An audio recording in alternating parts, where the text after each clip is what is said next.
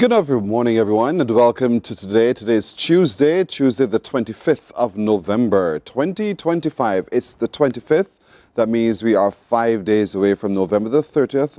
That's the day on which we mark 59 years of celebrating our anniversary of independence and our fourth year as a democratic and parliamentary, Pearson Boyd, parliamentary republic. Let's start again. Good morning, everyone. Welcome to today. Thank you so much for watching us on our streams on Facebook, YouTube, and our website, cbc.bb. To all of you, morning. How do you do? We hope you're doing well. Share the show, comment, and talk to us as well. And of course, if you know of something or someone whose story you have to tell us about it. So tell us by email. The email address is morninbarbados@cbc.bb. morninbarbados@cbc.bb. To all of you, we say thank you for doing so. Time is really slipping by so very, very quickly nowadays. Just now, we're in the month of December, and just now we'll be saying Happy New Year, because time goes so swiftly. I hope you're marking time well and making good use of the time that you do have. Today is all that you have. Even though we plan for tomorrow, we do not have a tomorrow. We just have a now. And I hope you make great use of your now in your moment to do something good for someone, not just for yourself. So coming up today, good morning, Pat Ben. Hope you're doing well. Long time no here. She says good morning to the crew as well. Pat, have a lovely today. Thank you so much for waking up to keep us company. My good friend Slender Glenda. Good morning to you, Slender Glenda. A terrific Tuesday morning is yours as well. Make good use of the promise that God has given to you simply by you waking up, and He's giving you another opportunity.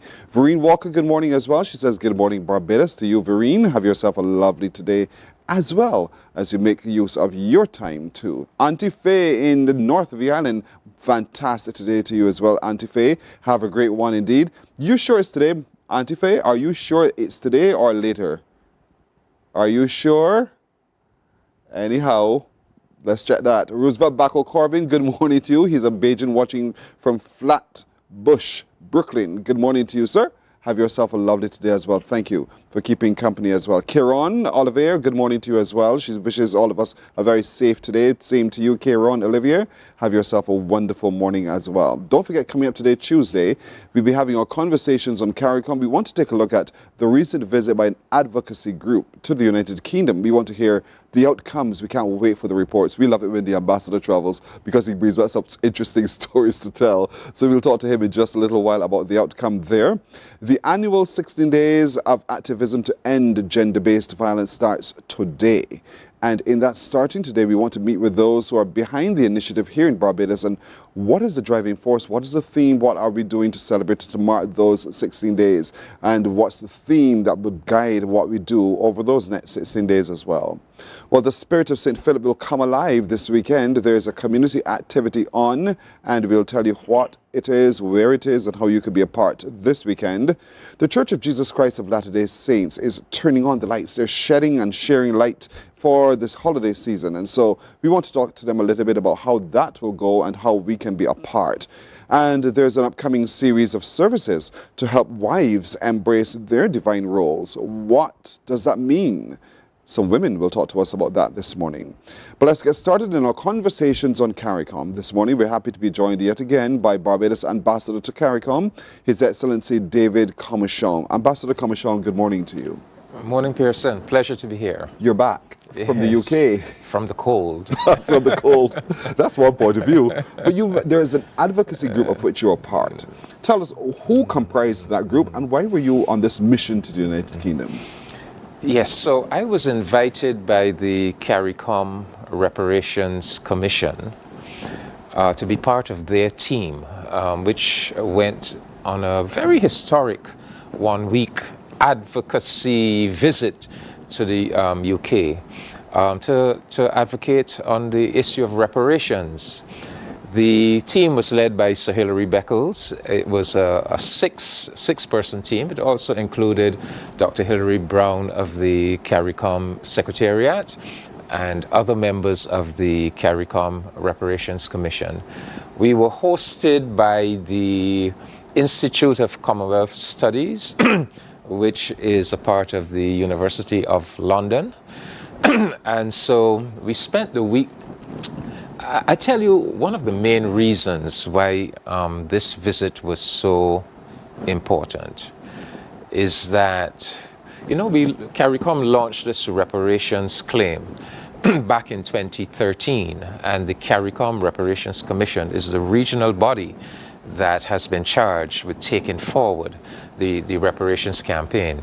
But there are elements in the United Kingdom, especially rooted in the right-wing media, who are determined to derail the reparations campaign, and are seeking to do so by stereotyping it and feeding this misconception to the British people that the reparations campaign is all about these people from the Caribbean simply presenting an enormous bill for trillions of pounds and trying to break the British treasury. Now, that is not what our reparations campaign is about. In fact, we made it very clear from the time that we launched the campaign that our campaign is about reparatory justice. We said back in 2013 that the 21st century must be the century of reparative justice. So for us, reparations has never been about simply, some kind of money grab, right? It has been about acknowledging the most profound crime in human history, and all of the negative consequences of that crime that still exist today. Much of what is wrong with the world today is rooted in that crime that was committed against the black or African people of the world for 400 years.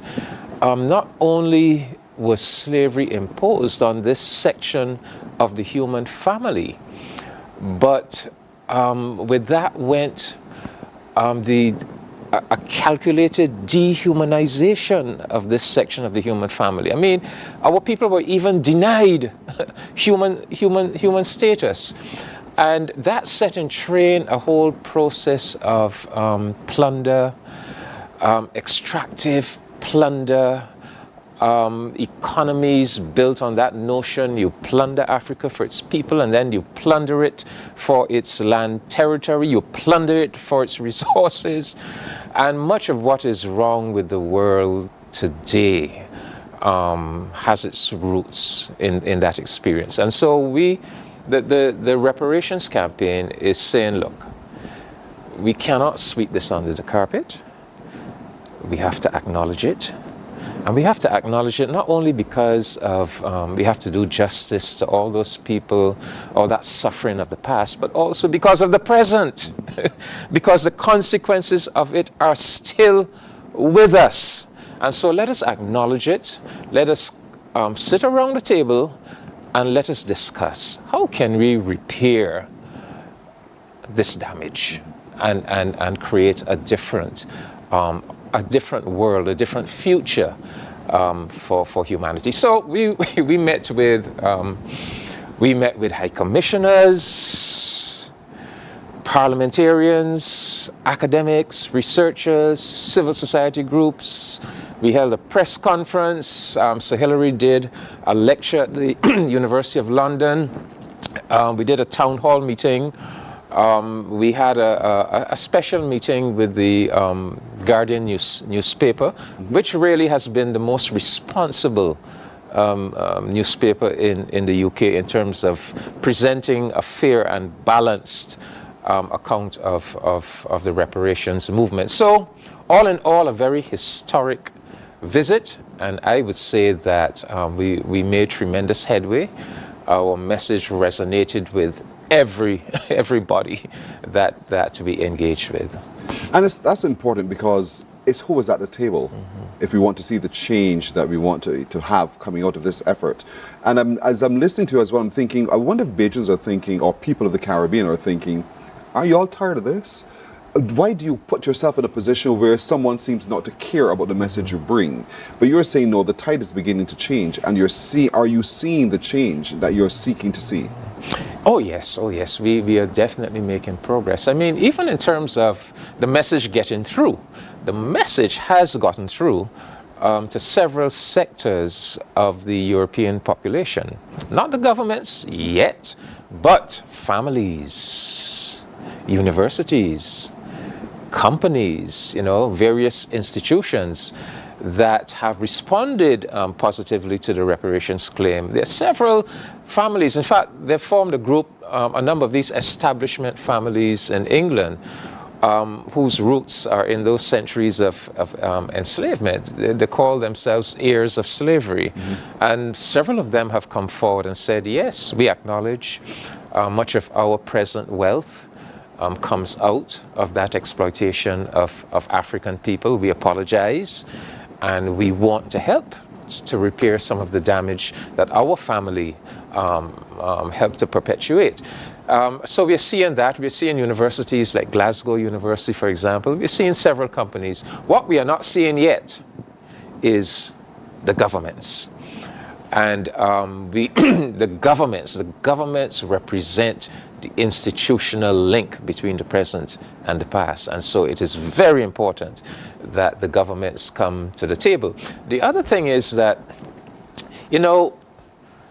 as I said, reparations is about helping us all to acknowledge that crime and the consequences of that crime and to address those consequences in a constructive way. But it is also helping us, the members of the African family, first of all, to get to know our history better, but also to get to know and to partner with other components of our family in a more intimate way. So what do I mean by this? Well, just in September, the CARICOM governments went to Addis Ababa in Ethiopia for that second Africa CARICOM Heads of Government Summit. And at that summit, we put together this partnership between Africa and the Caribbean, between CARICOM and the African Union on reparations. So hence, in London, we didn't only meet with High Commissioners of CARICOM. We also met with High Commissioners of the African Union. So we are coming together because damage was done to us in the Caribbean, but just as much damage was done to our African, continental African brothers and sisters. So this is one of the big new developments, this coming together of Africa and the Caribbean. And we're going to have a wonderful opportunity next year in the Caribbean to show the power of that partnership, because Antigua and Barbuda is hosting the Commonwealth Heads of Government Summit right here in the Caribbean. And we're going to use that summit to put the issue of reparations directly on the Commonwealth agenda and to put it right before the British government in our neighborhood. And so these are some of the very important developments. I have said, coming out of this visit, that and the way in which our message resonated so positively, I want us to do follow-up visits. I would like us to go and speak directly to the political parties of Britain. Let us go into the lion's den, so to speak. Yes. Some of these right-wing parties, conservative parties. But it is easy. You see, it is easy for someone to be very dismissive of what you say from a distance, or to stereotype you from a distance.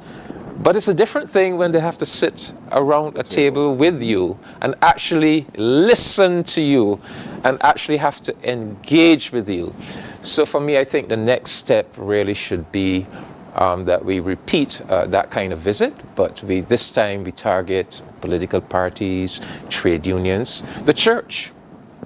I mean, the Anglican Church, 2 years ago, we made a very big breakthrough with the Anglican Church in Britain when they acknowledged their complicity and indicated, they apologized and indicated that they need to make some gesture of repair. Much more came out of this meeting. I really want to hear about those moments, one at the university, what the students thought of what was delivered as well in their comments, and the meeting with the editors of the media as well. So we'll talk about that after this break on Morning Barbados. Morning, morning, morning. Good morning. Good morning to you.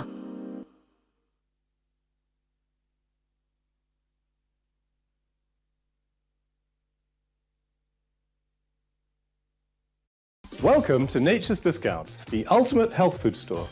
At Nature's Discount, we have thousands of quality products at great prices. Hi guys, Dottie here with Nature's Discount, and today we are talking about Solar Ray microbiome probiotics and why you should be taking them. And we have well over 3,000 amazing products to help you get healthy. For your health tips, tune in to CBC TV 8 every Monday, Tuesday, and Thursday for Nature's Discount, sponsored by Get Healthy Incorporated. 98.1 The One, your number one party station. With an audience from 18 to 40, we keep you engaged, energized, and entertained. Choose 98.1 FM, The One.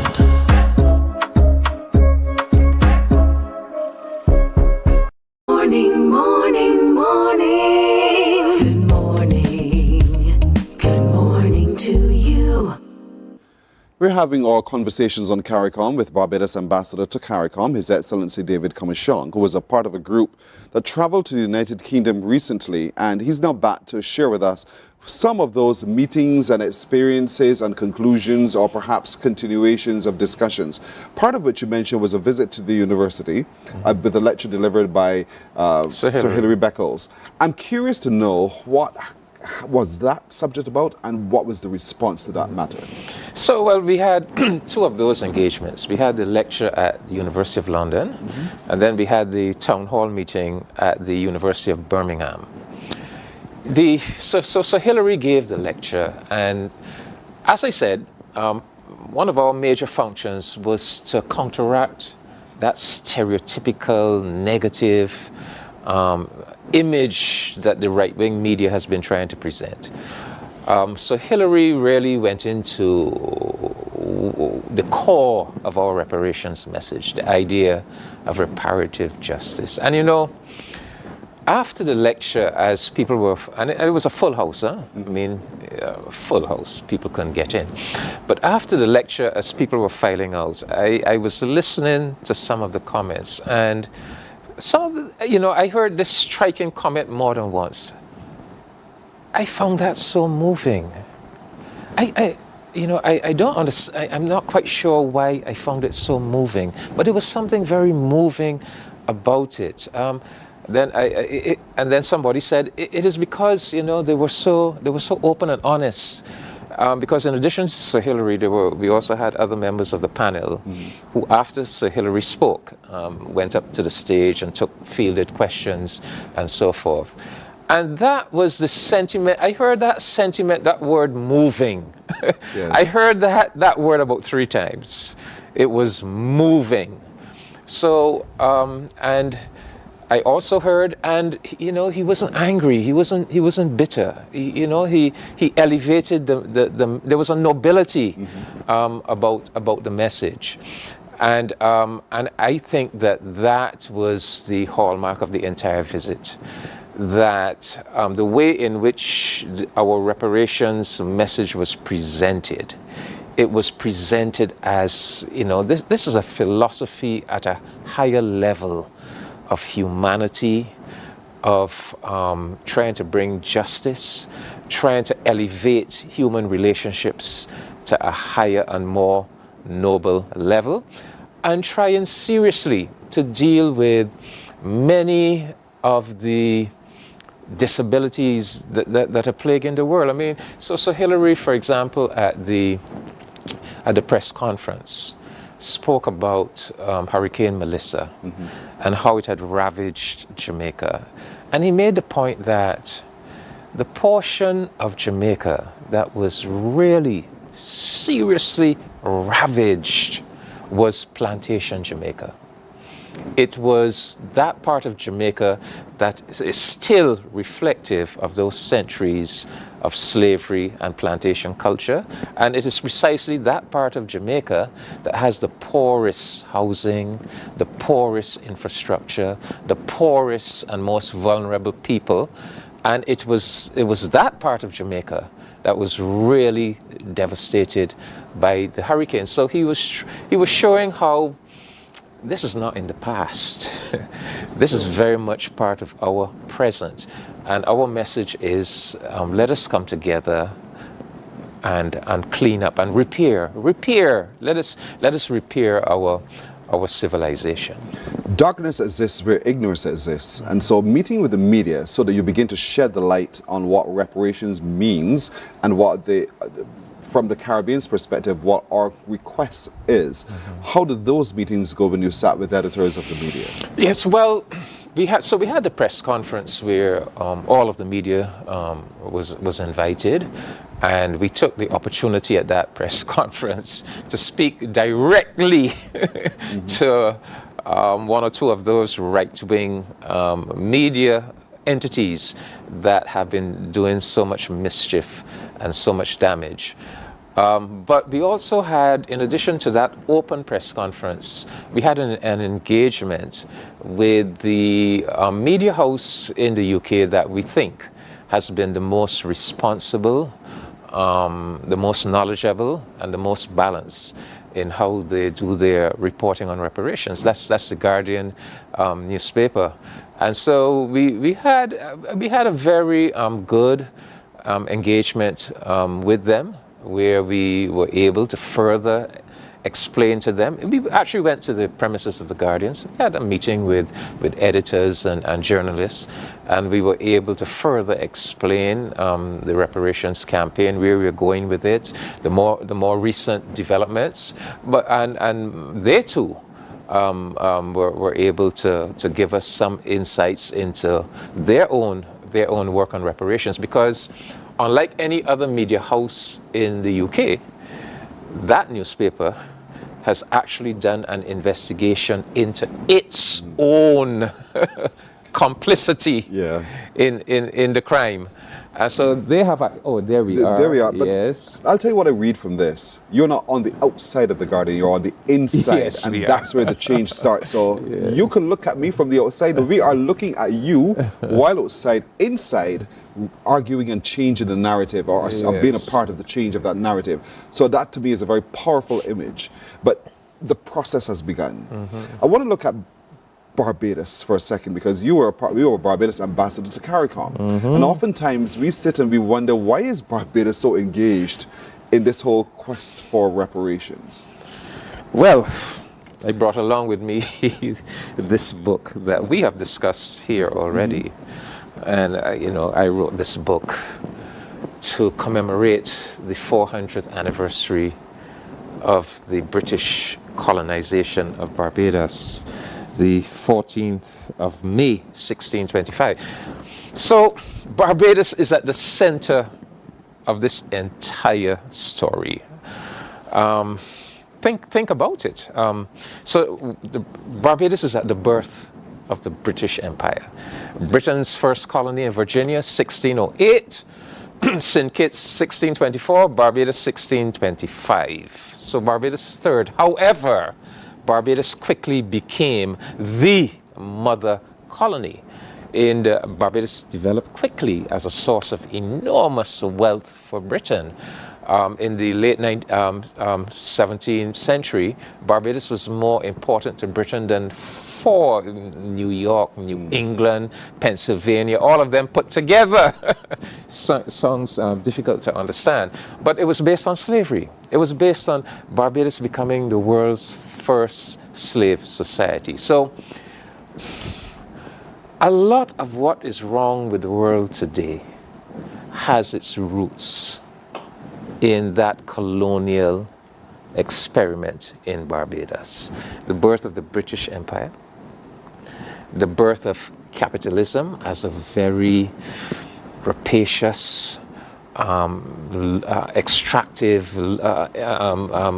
way of organizing an economy that loots and plunders, the birth of the climate crisis.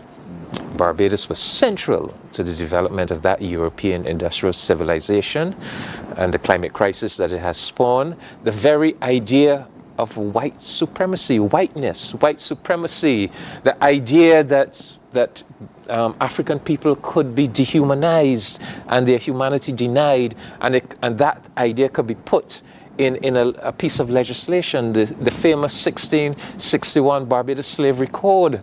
That was the model that was taken to Jamaica, taken to South Carolina, all across what became the United States of America. So Barbados is at the center of this entire story. And to the extent that we investigate our own history and get to understand the critical role that we played in the construction of this modern world with all of its deficiencies and defects and its savagery, to the extent that we investigate that, we Barbadians will develop penetrating insights into what is wrong with the world, that is rooted in that monumental crime, and what role we have to play in helping to have that history acknowledged and in helping to address the consequences of that crime. So it is not just by chance that the head of the CARICOM Reparations Commission is a Barbadian, Sir Hilary Beckles. It is not by chance that the head of the CARICOM Prime Ministerial Subcommittee on Reparations is Barbados. Prime Minister, whoever is our Prime Minister Mia Mottley at this point in time. So Barbados is at the core of this reparations campaign, and rightly so, because this little country, a lot of these things that eventually mushroomed and became, international phenomena actually had their roots, their start right here in Barbados. And it was my hope that, we would have used this 400th anniversary year to really, as a nation, as a people, to really investigate our history and all that it has to teach us. I don't think we have done that sufficiently. I mean, I made that effort with doing this booklet. But we really need to do it because we need to have a better, all of us who live on this island need to have a better understanding of the very, very critical role that we have played in the construction of modernity and the responsibility that we now have to play a role in correcting so many of those defects. Thus the purpose for the visit to United Kingdom. Ambassador, we have to leave it right there. I think it behoves all of us really to get to know ourselves better, and understanding ourselves better, we see what we can do to correct the ills and to advocate for others as well as we go.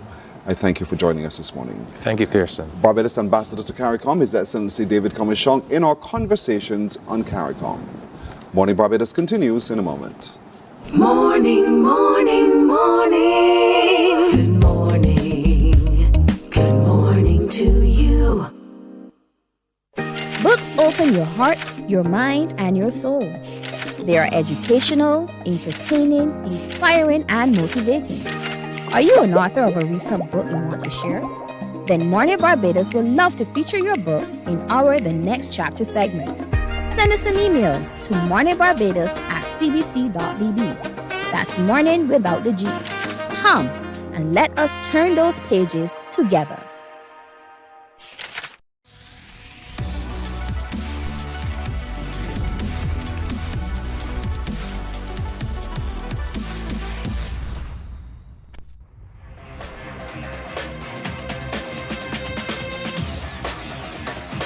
Week after week, Scold presents exciting reports and documentaries on the most varied topics of our time. Spectacular developments and innovations, lifestyle and trends of tomorrow, mobility and tourism, health news, highlights from art and culture. Each contribution grabs the viewer with extraordinary images and stories and takes him into fascinating worlds which he experiences here exclusively and up close. We're there when companies and specialists develop super satellites for a global network in space and can look behind the scenes. Scold is a window to everything that is there. Morning, morning, morning. Good morning. Good morning to you.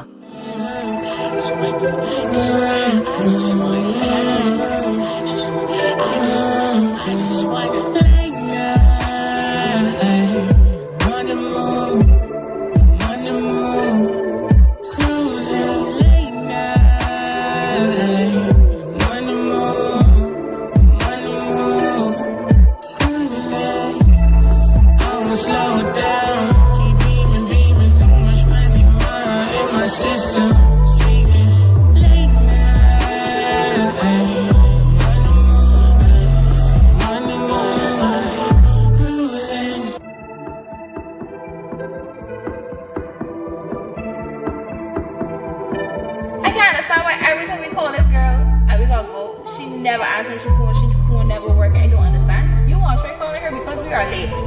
We are late, and I'm tired. I just can't do this, you know. I bet you she's sleeping. If it is that she's sleeping or she's serious about coming, she could honestly say something. Every time we're ready to go somewhere, it's the same thing with your phone. They get this match, we start working, they get gone. Sivers Saturday, indeed, a glimpse into the man, Sivers III, who lives his life like a movie. He's with me right now. Good morning to you, Sivers. To you too, Pearson. How are you? I'm doing well. How do you do? I'm good. Just gearing up for the project that comes out today, Songs for Her. As y'all just see, that was just a snippet of a short film composed by myself and Shea Corliss, also known as Art Laps, fellow Bajan, and all Bajan cast. Producer Mad Mix, he made the beat as well. Richie Graves. So yeah, it's all very on theme for independence coming up, you know. And so you launch a project today? Yeah, it's out right now. It actually came out at midnight. Yeah. All right, so folks, now you know it came out at midnight to last night, indeed. And so here we are. What is the project and where can we see this project that was launched at midnight? Okay, so it's called Songs for Her. You can find it on Spotify, iTunes, Apple Music, YouTube, wherever. It's available there for streaming right now. We're going to launch party soon as well. But yeah, the important thing is about the music is we had created these songs about the topics about love and the different phases of it. So we wanted to encapsulate what it's like to, you know, be a young person in the world, coming into yourself, trying to figure it out, navigate everything. So we took the stories and just compiled it all together. Hence the whole Songs for Her. Yeah. The name is yours, Sivers III. And you keep saying we. Indeed. So you have a team of people who are working on this project with you? For sure. So we started a publishing company called Red Owl Publishing. So it's me, Darwin King, Addison Bradshaw, Lamar Coward, and we all came together to make this thing. So yeah, everything you see me do, there's always someone behind me helping with it. The reels, the music. The music is me. With the external content, the visuals, the things that you see me do on a day-to-day is definitely a team effort. Yeah. Songs for Her. And all written by you? Yeah, all written by me. What's your message, Songs for Her? Because that's easy simply to say Songs for Her. Yeah. But what are you trying to say when you say Songs for Her? When I say Songs for Her, I wanted to literally write these songs about these different partners that I encountered in different phases of my life. And like, as much as I'm a rapper, I'm a poet. You know, I always say that I'm a poet first. And part of poetry for me is just showing the different phases that you go through as a human being, different emotions that love encapsulates, you know, the good, the bad, the ugly in between. And it's definitely in the music, you know. There are happy tracks on there with like Afrobeat type R&B feels. There are darker tracks like Saturday with like a late night type energy. You know, Pretty, which was produced by during my trip to LA by Nico, a producer I met out there. That has like a very like East Coast, like driving, laying your hair down and the wind coming in. So it's like, even though the music is pop, it still talks about the things about Barbados that we love, you know? The things that make us proud, the beauty of the island, the experiences that are unique to here. So Today starts 16 days of activism against gender-based violence. Were you conscious of that as well in determining that you're launching at midnight last night? No, I wasn't conscious. I was so just happened. listening. Yeah. But you know, sometimes when you have like a movement going on, when you're in music, I think everything kind of just lines up, and it's definitely important to have these conversations so every community is exposed and has a chance to talk about the things that they're going through. You know, especially in Barbados today with everything going on. Whether it be crime or violence or, you know, just like on the more social side of things, I think unity is what we really need right now, more than anything else. Unity is what we really need more than anything else. For sure. And so, describe you for me. Who are you? I'm a writer. I'm a rapper. I'm a son. Definitely tutelage to Barbados and everything, the heritage before me. I think that as a rapper, it is my important to tell stories and kind of fix some of the things that the people before me, like the Ruby Techs, the Everblazes, the Mahalias, or whoever else have been through, and just trying to, you know, make it better for the next generation. So that's me. You know, I'm an accomplishment of that. Like whether I'm doing pop music or the 12 Days of Independence projects that I've done before, where I talk about different elements of like Barbadian culture, like it will always be a part of me. Yeah. And I'm glad you phrased it towards the end, because when I asked you, you started to tell me what you do, but then you started to tell me who you are. Yeah. And I'm happy that you've been able to do it, because you struck upon the thing I think that makes you interesting for a lot of people and as an artist as well. Yeah. So chronicle your journey thus far for those who may not know who you are. Where did you start and where are you now, so we can see the movement in you? Yeah, well, I mean, funny enough, we were just talking about this in the car. We did the Bridgetown song and the remixes. And that was the first time we came here, and I sat and talked with you two. So it's been about 4 years now. Time flies, innit? It does. And yeah, so we chronicled that. That started everything, the Bridgetown songs. And then as I wanted to, my important thing was building a discography of songs that talk about like Barbados. So like after that, I went into the 12 Days project. I did songs like Sugar, which talked about like diabetes and the colonial system and how that relates to like, you know, the sugar treaties that have been placed on Barbados. So, you know, even doing songs like Bombsy and using snippets from like Sing Out Barbados, you know, and then even to know with like the new stuff or songs for her, it was just my chance to make something that was fresh and new and different. I think as an artist, you know, like I love Barbados, I always talk about Barbados, but you always want to like experiment and try something new, you know. So my journey has been, I think a lot of people say, you know, Barbadians don't tune in, but that hasn't really been my experience. I've really been in a space to be truly blessed, to have a good team around me and a great set of eyes on what I'm doing. So I just hope from here I can just take it to the next level. In your creating what you want to put out, is the reception by the audience center, or does it matter at all, or you just want to tell your story? You know what I'm talking about. There are people like that who create and just want to say it.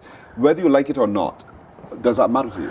I really don't think about other people's opinions when I make music, to be honest. I think I always like, I was listening to a snippet of Erykah Badu, and she kind of said something like along the lines of, you know, how people consume your music, how they eat your food is up to them. Whether they decide to eat it with a knife or fork or a spoon or eat it with their hands, like I think music is the same way for me.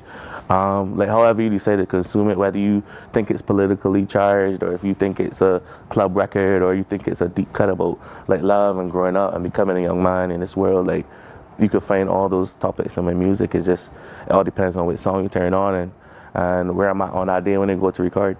Yeah. And that makes you true to yourself all the time. And I think I respect that as the artist indeed. Marketing and telling others that you exist and the music that you have, how does that go for you?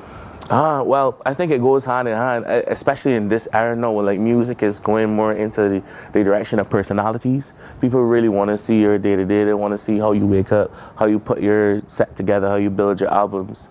And I've kind of like been a counter to that. I've really been very protective of my process.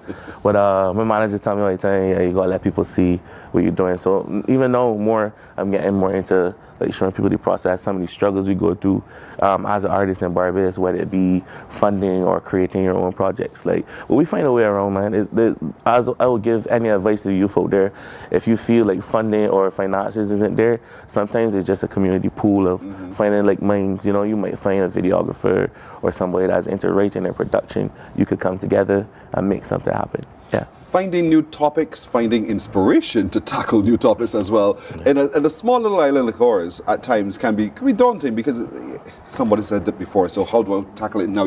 Those thoughts go through your head. You're smiling because that's a reality, isn't it? Yeah, it's. So how do you stumble upon something new, something different? I mean, for me, I think there's so much historically to talk about, and I battle with that a lot. Like, how do I keep the tracks current? But then how do I tackle issues that I want to go? Like, I know I keep going back to sugar, but that song always comes back to me. But like, I was just thinking one day about like the sugar treaties and like what we go through as an island to produce sugar throughout history, right?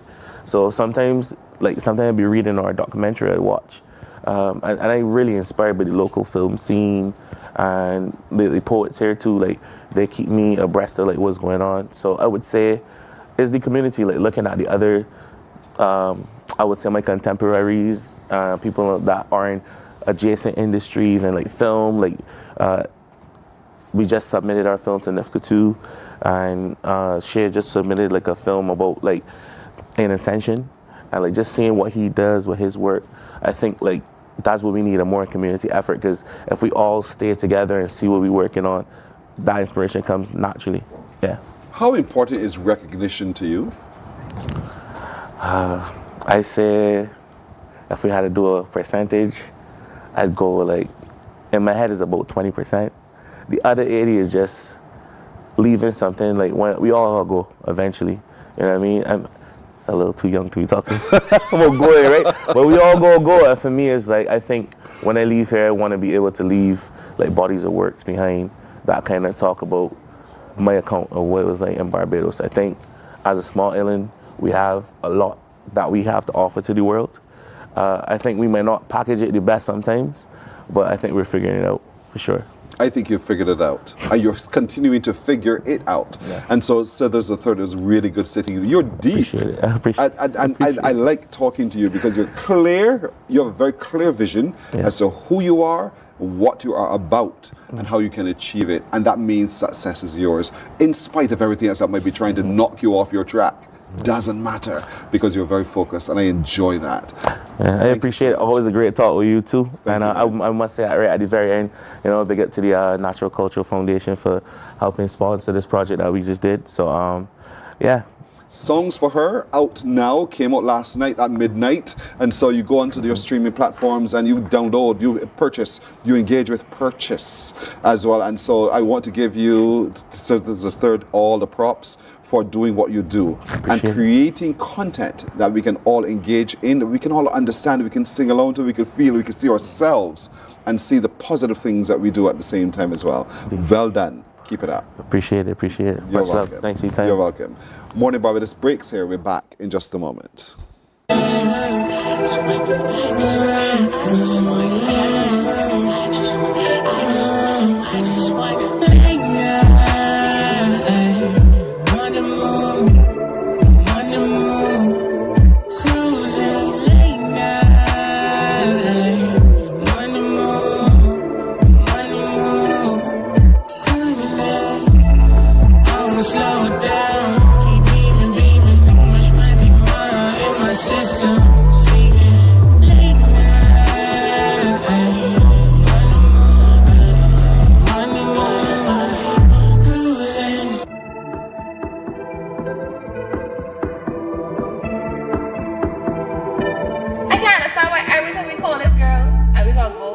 Never answers her phone never working. I don't understand. You want to try calling her because we are late. Morning, morning, morning. Good morning. Good morning to you.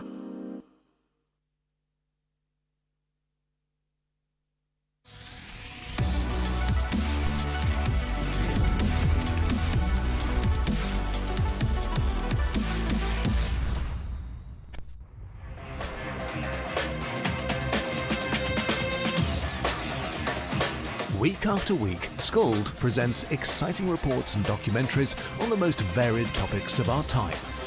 Spectacular developments and innovations, lifestyle and trends of tomorrow, mobility and tourism, health news, highlights from art and culture. Each contribution grabs the viewer with extraordinary images and stories and takes him into fascinating worlds which he experiences here exclusively and up close. We're there when companies and specialists develop super satellites for a global network in space and can look behind the scenes. Scold is a window to everything that is there or is yet to come. Fly with us through time to better understand today and tomorrow. You've always wanted that. Scold, a look into the future. Our world today is not the world God wants it to be. One of the reasons, which will surprise many, is that our planet, its governments, and its peoples are all living under the weight of Satan's rule. From the beginning of mankind's existence to today, human history is the written record of what it means to live under the rule of the devil. Yet that rule is coming to an end, and what a difference that will make. Morning, morning, good morning, good morning to you. 13 to the top of the hour now as we turn our attention to today and for the next 16 days, the activism against to end gender-based violence. And that's what we start today indeed. And so we're happy to be joined by Her Excellency Fiona Ramsey, who is the new EU Ambassador to Barbados and the Eastern Caribbean. Good morning to you and welcome. Good morning. Thank you so much. I'm so honored to be here. It is good to have you here and it's good to meet you as well. And you will find this a very friendly space. Indeed. And next to her is William Warner, who is the Acting Director with the Bureau of Gender Affairs. William, good morning to you. Good morning to you, Pierce. Good to see you as well. And of course, our good friend, Melissa Savory Gittins, who is the President of the National Organization of Women. Melissa, good morning. Good morning. Such a pleasure to be here. As always, good to have you indeed. And so we're starting today this look at ending gender-based violence. From where you sit, Ambassador, talk to me a little bit about the mission and the purpose of these 16 days of activism against gender-based violence. So I think it's important to realize that gender-based violence is the most common globally human rights violation that we have. So it's really something important that we talk about because it's affecting 1 in 3 women globally, about 1 in 2 in the Caribbean region.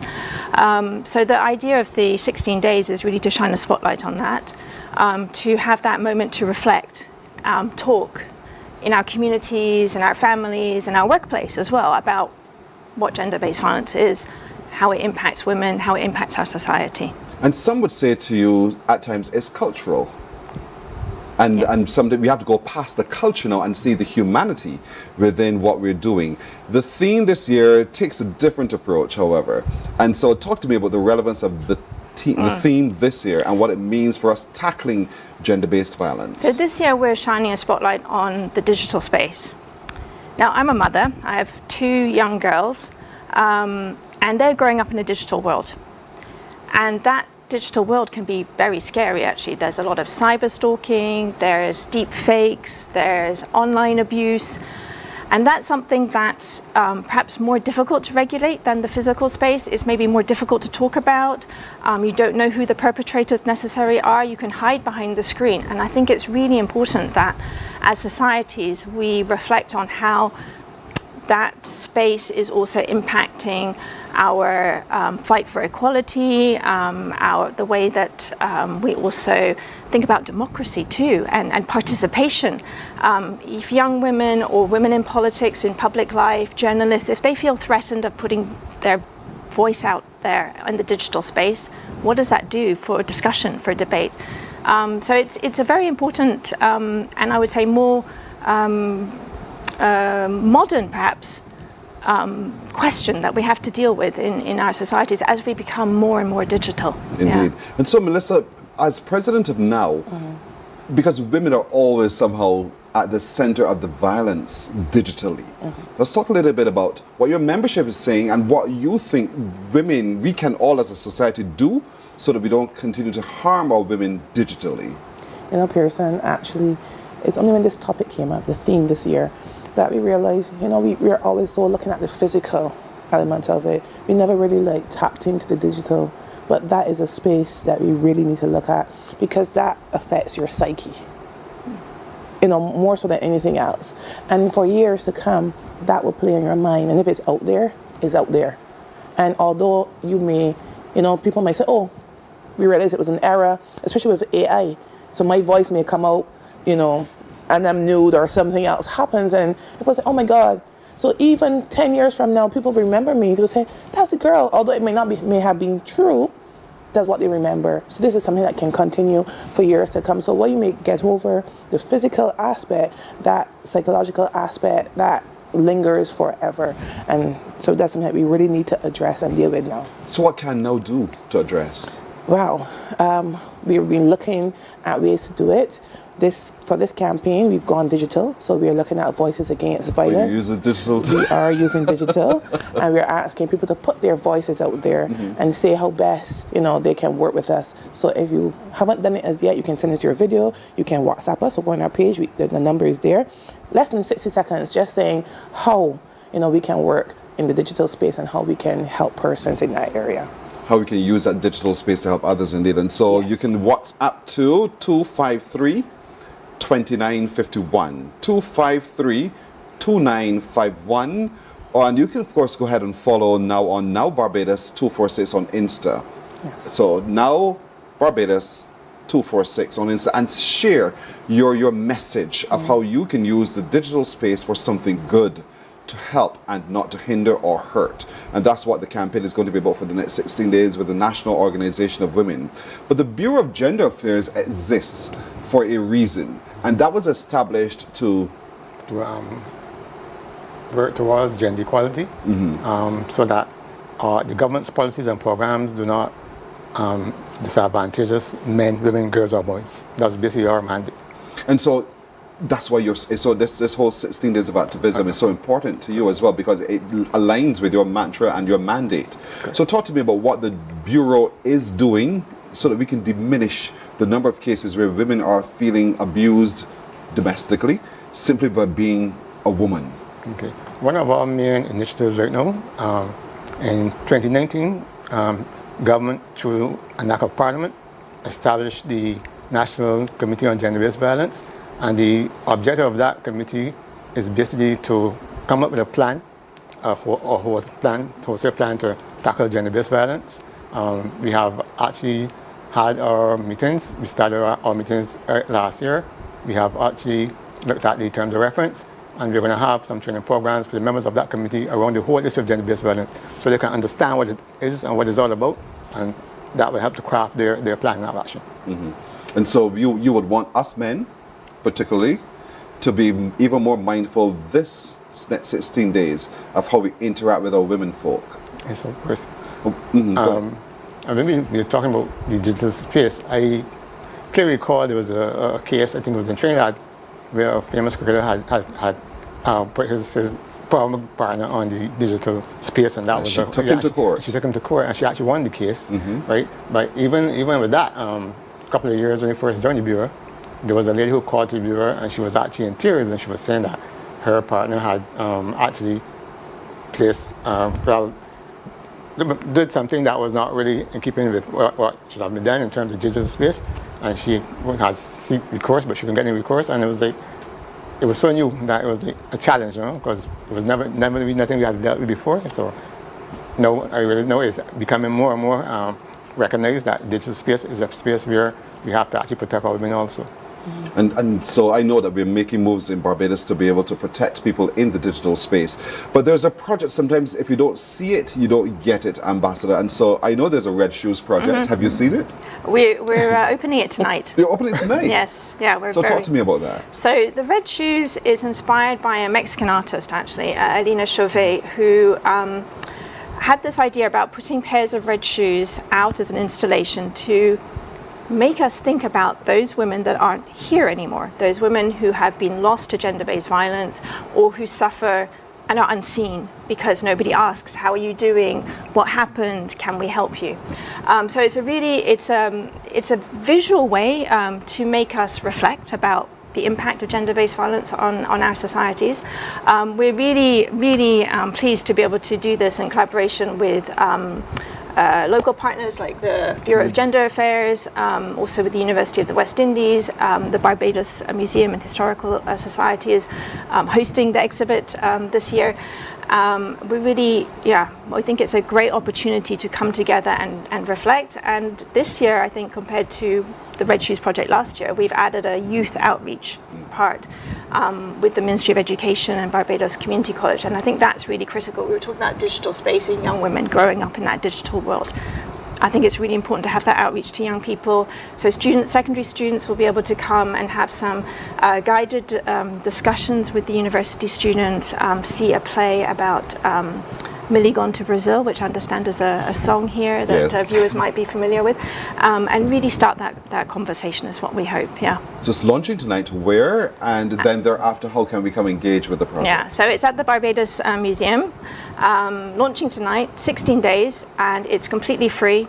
Just come into the museum, it'll be there, and take a moment to think about what those shoes represent. The people, the women, the young girls that you may know in your communities, families, workplaces who might be represented there one day. Yeah. When I think of the shoes, I keep thinking of a woman who, women love to dress up, Melissa. You know you ladies. So her shoes must be on. Yes. But because she's fleeing from violence, she doesn't care about her shoes. Shoes become irrelevant. Life is what takes the precedence now, more important. And so that's the message I get from this project. What do you get? Well, the same thing, Pearson. But the shoes, and they're red because obviously the violence that would have taken place, right? And that helped us to reflect on what had taken place and, maybe how we can, again, protect our women. How can we go about, again, this digital space?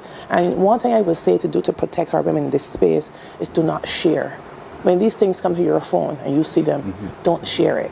Especially just delete it. Just delete it. Oh my God, send this. No, decide I'm not going to share this because if it was me, if it's my daughter, if it was a family member, I wouldn't want it out there.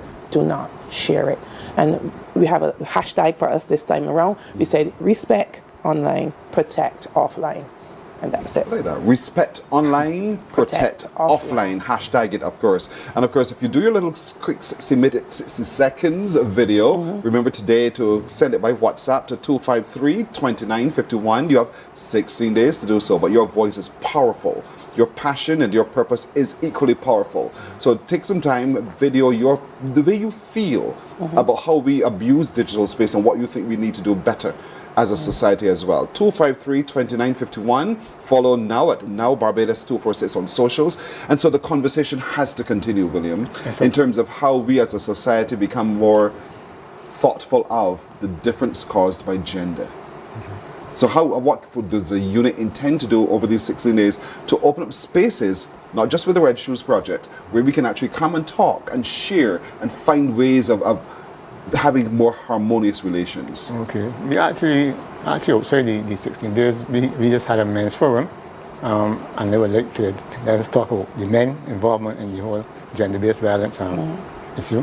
We had a men's forum where the men, were able to express freely their feelings, etc. But in terms of getting more men involved in gender-based violence, I think it's very important. It's important. Years ago, there was a campaign launched called the White Women Campaign. That was a campaign where a group of men, as the campaign suggests, would wear these white ribbons to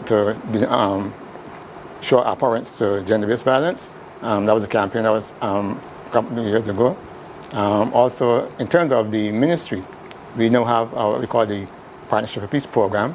And actually, that's a program that targets perpetrators of domestic violence, gender-based violence. That has been going since 2012. We are now about to launch our 18th cohort of that of that program come January next year. So we have been doing things actually to get men to be concerned, to understand that gender-based violence is wrong, and there are other alternatives to solving disputes, etc.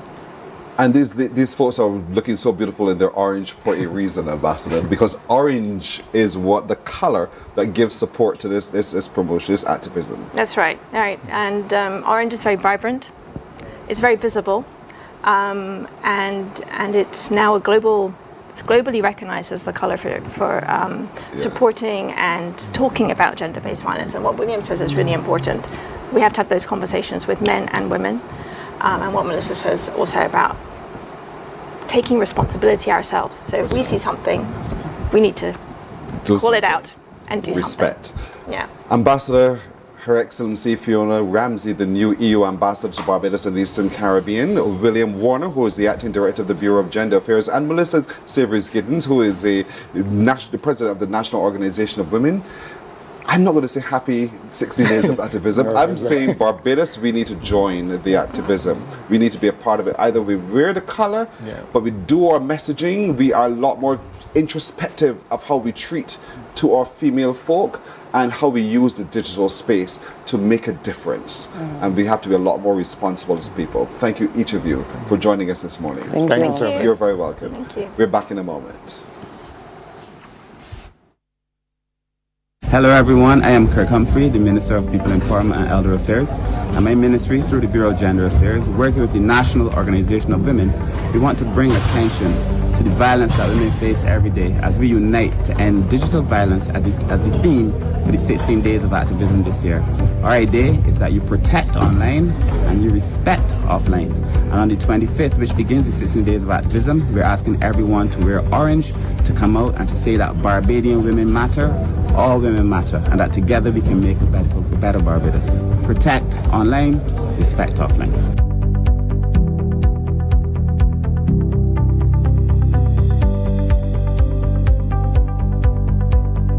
Morning, morning, morning. Good morning. Good morning to you. Our world today is not the world God wants it to be. One of the reasons which will surprise many is that our planet, its governments, and its peoples are all living under the weight of Satan's rule. From the beginning of mankind's existence to today, human history is the written record of what it means to live under the rule of the devil. Yet that rule is coming to an end, and what a difference that will make. Every Sunday at 9 a.m. on CBC TV 8, tune in for Tomorrow's World, sponsored by the Living Church of God. Some ask, what makes Barbados so special? We at Mornin Barbados say it's you, our exceptional youth. You are talented, resilient, and inspirational. You are the epitome of the Barbadian spirit, testing the boundaries of your creativity. If you are an entrepreneur, artist, baker, designer, author, or have done anything you think should be highlighted, email us at morninbarbados. Morning, morning, morning. Good morning. Good morning to you. Let's take a look at the news now. The Grantley Adams International Airport is expecting its busiest day in history next month. That disclosure came from Minister of Tourism and International Transport Ian Gooding-Edgell following a tour of two ground handling companies at the airport, Caribbean Aircraft Handling and Goddard Catering Group. Trevor Thorpe reports. The Tourism Minister announced that 53 planes will fly into the island on Thursday, and that doesn't include private jets or cargo flights. But even that wouldn't be the busiest day. Minister Gooding-Edgell said there were even more encouraging expectations for next month. On the 20th of December, it will be the busiest day in the history of Grantley Adams International Airport operations. And therefore, I have to thank not only those who work at the airport, but all of those who are involved in aviation for helping us to even accomplish that milestone. And it's very important for us as a people, as a country, to ensure that we are well equipped to deal with the demands that will flow through from this Thursday and also from the 20th. The Tourism Minister highlighted the job done by GAIA authorities so far and preparations for the winter season. The development includes 4 additional ramp buses and covered stairways. The terminal buses that you see on the compound, they will have 4 by the end of next week. We currently have 2 in operation, and we have additional 2 that will be arriving in Barbados this week. Again, it's all ramping up for the very, very busy winter season. You will note, for example, that you will have some covered stairways when you're walking off the aircraft with a canopy. We are also very shortly, both companies will be showcasing the additional stairs that they've procured that will be attached to the aircraft, which will give you a covered experience all the way down through to the the ramp, or terminal buses as we refer to them, in order to move passengers from the aircraft on the tarmac to the main terminal. The tourism minister told the media that the airport is moving towards going green with the addition of electric buses. He added that the investment in human capital is also a priority. Trevor Thorpe, CBC News. Well, Barbadians could soon be able to fly directly to Colombia. Resident Ambassador of Colombia to Barbados, Elizabeth Taylor-Jay, told CBC News that authorities are negotiating an air service agreement that she hopes will be finalized and signed in months. She made that announcement during a courtesy visit to the Caribbean Broadcasting Corporation yesterday. The agreement is signed, and the agreement is such an important, I would say, a milestone and baseline that can help us to really motivate the direct connectivity between the two countries. So that will, of course, boost tourism between our two countries. You have a lot to offer. The type of tourism that you receive here in Barbados, and we are pretty sure that Colombians are very interested to come here, and I am sure, because of some of the testimonies that I have heard of people going to Colombia, very positive testimonies of how they enjoy their time visiting. The ambassador also acknowledged that a language barrier continues to be a challenge between Barbados and Colombia, but to help bridge that gap, the embassy is facilitating a Spanish course specifically tailored for public servants and diplomats. She says 59 students are already involved. This is a program that we're going to continue for 2026, so we do hope that we can expand the benefits. And I said we have to do a great work also with the academia, with the schools, with the universities, and well, Edwin, of course, he have been working with an initiative with Umayor, which is a university in Cartagena. But the idea is to get the schools that are currently sending their students to Europe to learn English, if we can engage them in doing their immersion in English here in Barbados. The proposed Barbados Institute for Fisheries and Related Studies is set to play a key role in strengthening the island's fisheries sector. Chief Fisheries Officer Dr. Shelley-Ann Cox says authorities are currently developing the charter for the new training institute. She explains that the project is provided for under Barbados Sustainable Fisheries Management and Development Act. Dr. Cox made that announcement as she addressed the closing ceremony for the Barbados National Union of Fisherfolk Organization's 2025 Fisherfolk Training Program. That training institute established, this will really support the need for consistent funding to be able to deliver training courses throughout the year. We know that there are some months where fisherfolk have more time, and of course we will target these particular seasons for engagement, but we also want to expose this training to other young people because we see the need to engage young persons within this sector. And we think by extending those types of courses to them as soon as they come out from school, we'll be able to inspire and motivate them to join the industry. Well, in keeping with Barnufo's mandate to strengthen the fisheries sector through training, capacity building and sustainability initiatives, the organization facilitated a fisherfolk training from October the 4th to November 6th.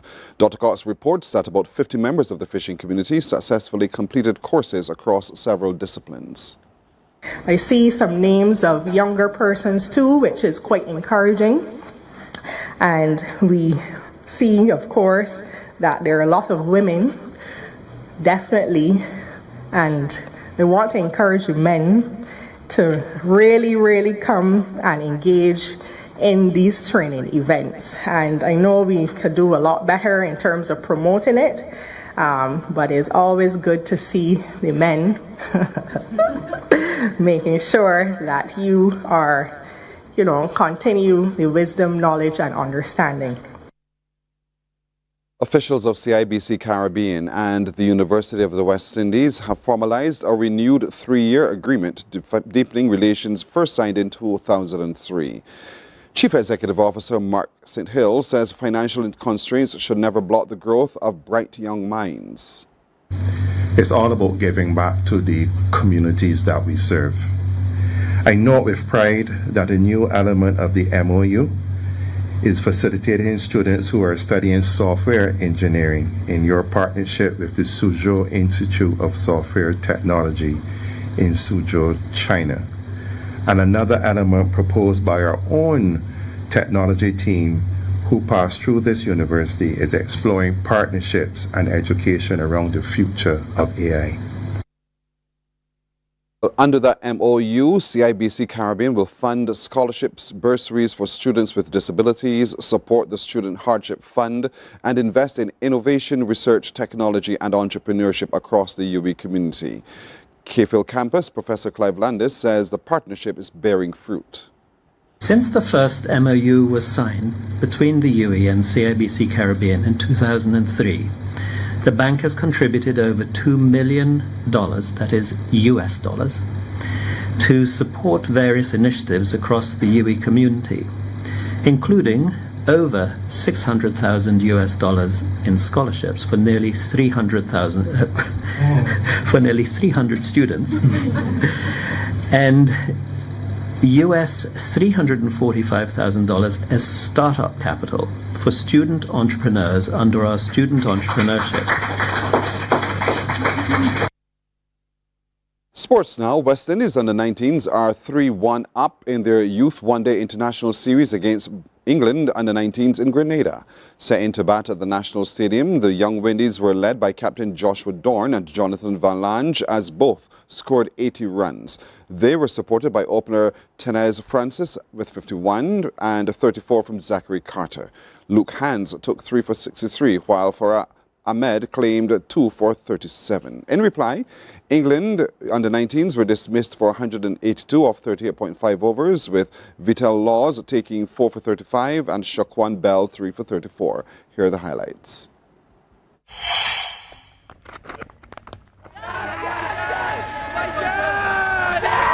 Oh, it's taken, it's caught. It's caught him down there at third man. Short rising delivery.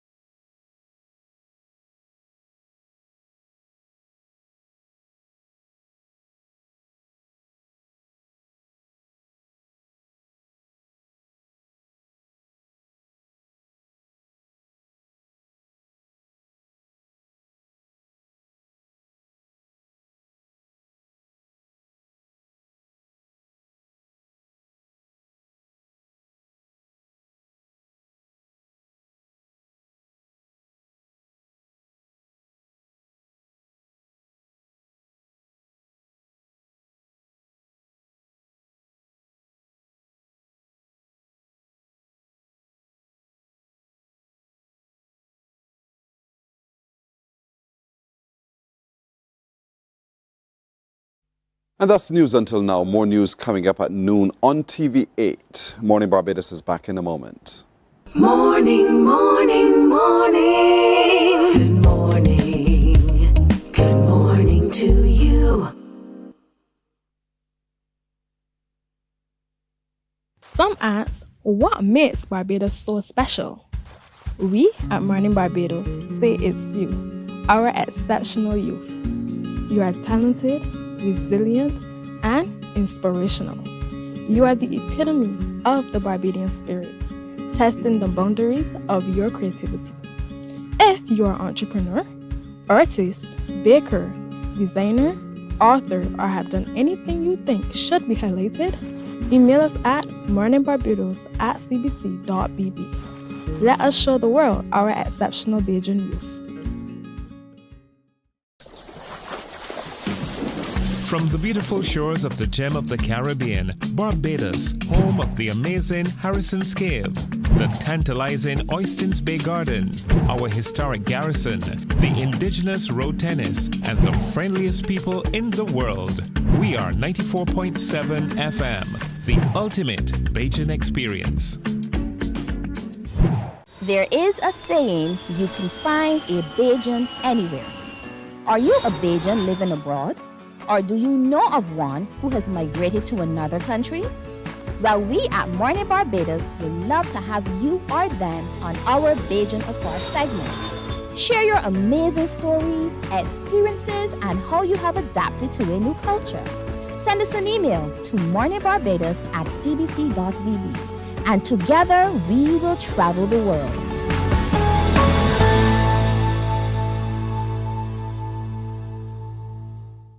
God will not give you a job.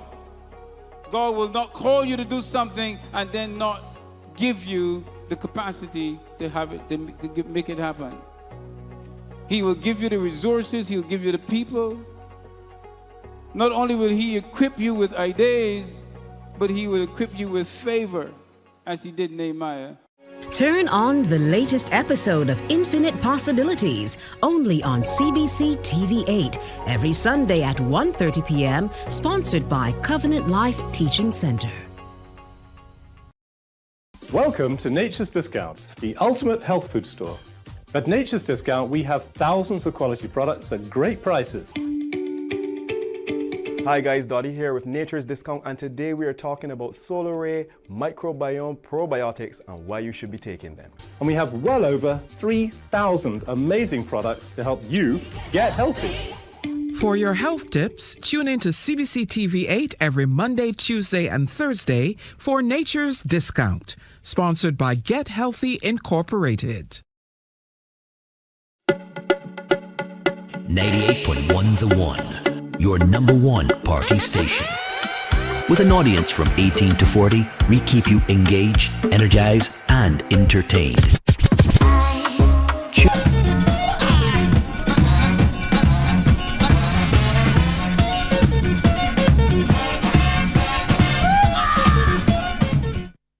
You get a chance now to celebrate 59 and win. You get a chance now to call me and finish the proverb.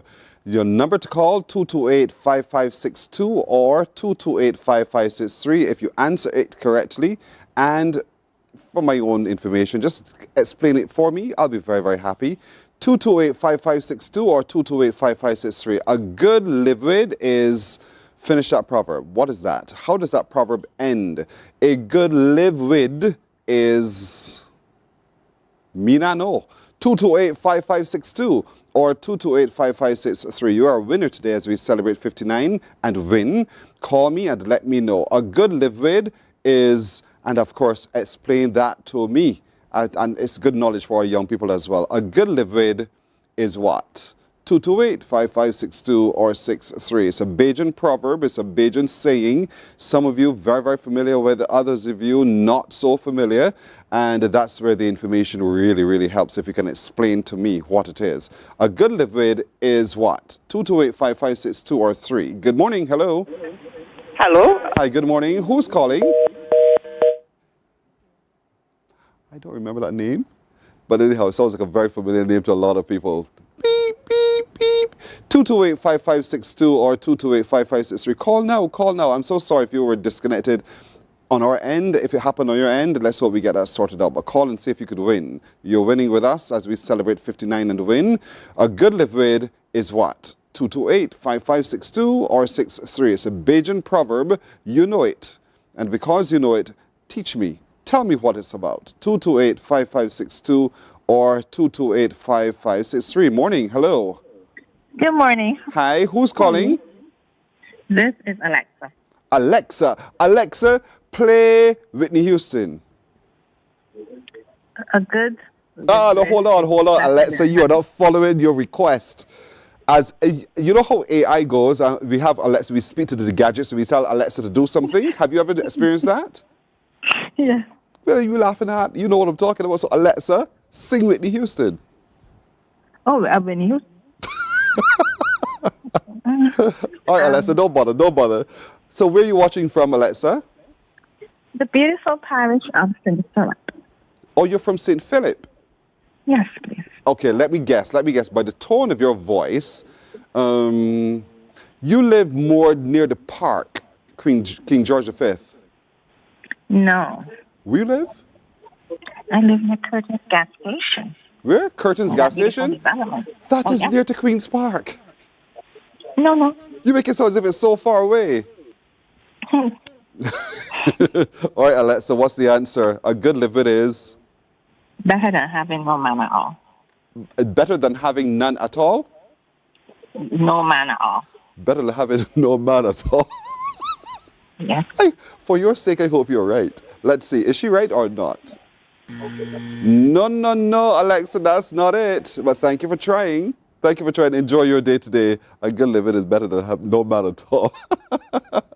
228-5562 or 228-5563. We need a winner. We need you.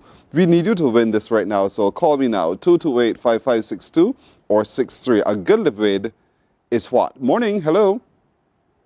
Good morning. 228-5562 or 228-5563. A proverb. It's a proverb. It's a Bajan proverb. It's a Bajan saying, as we say. I want you to finish it. A good living is what? 228-5562 or 63. Good morning. Hello. Hi, good morning. Hi. What's your first name? Barbara. Your first name is what? Barbara? Yes. Barbara. What parish are you watching from, Barbara? St. Joseph. St. Joseph. All right. All right, Barbara, you're from Lamings? No. Where? Near Horse Hill. Near Horse Hill. All right. What's your answer? A good livid is? Better than a bad marriage. Better than a bad marriage. A good livid is better than a bad marriage. What do you think that means? That is better to have a good boyfriend or somebody living with you than to have a marriage that is horrible. Why must it be the man? Why must it be the man who would create horrible situations? Answer me, Barbara. I'm speaking from a woman's perspective. Or you're speaking from the woman's perspective. So from the man's perspective, it's better to not have her in the house at all, right? Don't answer me. What, is she correct? Is Barbara right? Barbara, you're absolutely right. Say it again for me. A good live-in is better than a bad marriage. Well done, Barbara. Stay on the phone. We need to take some information from you, but you're absolutely right. And so you are a winner today as we celebrate 59, and you've won. Morning Barbados is back in a moment.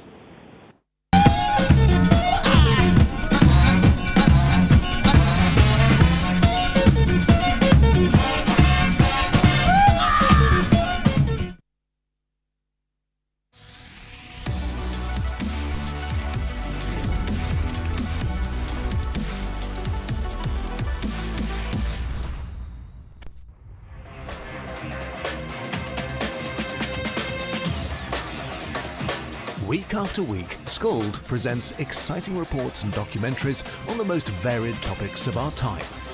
Spectacular developments and innovations, lifestyle and trends of tomorrow, mobility and tourism, health news, highlights from art and culture. Each contribution grabs the viewer with extraordinary images and stories and takes him into fascinating worlds which he experiences here exclusively and up close. We're there when companies and specialists develop super satellites for a global network in space and can look behind the scenes. Scold is a window to everything that is there or is yet to come. Fly with us through time to better understand today and tomorrow. You've always wanted that. Scold, a look into the future. Our world today is not the world God wants it to be. One of the reasons which will surprise many is that our planet, its governments, and its peoples are all living under the weight of Satan's rule.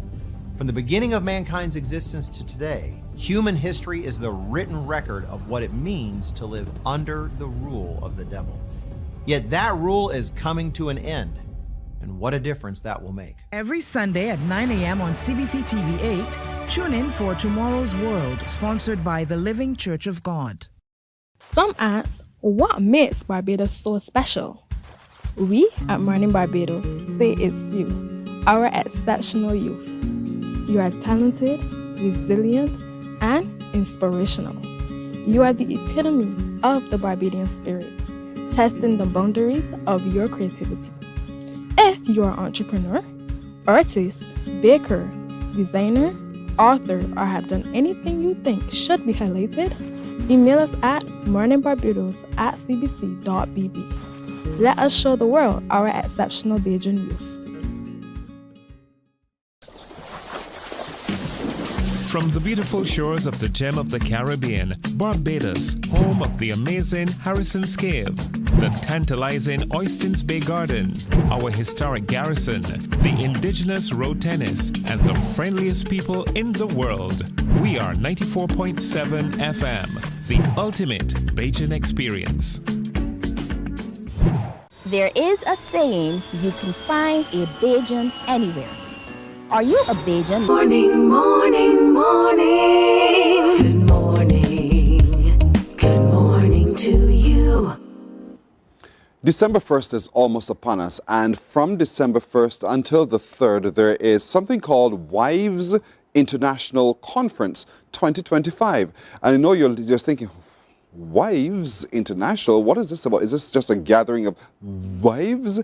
And what is it? But it's an acronym. And so joining me to explain what it's all about and what's happening is Makeda Bourne, who is the director of Wives Barbados. And we do have also joining us the director of Wives International in Pastor Beverly Caesar. To you ladies, good morning. Good morning. Thank you so much for having us. Thank you so much. And Pastor, good morning to you as well. All right, I'm going to try to get her in my ear. But talk to me a little bit about what's happening, Makeda. Okay, so Wives Influential, we are having this conference that is going to be from the 1st, 2nd, and 3rd. We're going to have morning sessions and we're going to have night services. The morning sessions is going to be at DV South Waynes. The evening sessions are going to be by Empower, or what is known as Sanctuary Empowerment. Mm-hmm. The goal of this conference is to empower families across Barbados. When I did my thesis in theology, one of the things I recognized is there are high divorce rates, especially in the church. So being a part of this organization is one of the ways to help strengthen wives as well as to strengthen the family by extension. And the president, Beverly Caesar, she had this vision even before we launched chapters around the world to have an international conference in Barbados where persons are coming in from Guyana. We have one person coming from Africa. We have persons coming from across the state. So we have over 40 delegates that are coming in. And person, what bless my heart, these are persons, speakers who pay their way to come. Wonderful. These are people who are volunteering, these people that are saying, we want to come and bless Barbados. So I just want Barbados to come out and be a part of this venture, and that they can don't miss what's happening, get all the information from these wonderful people.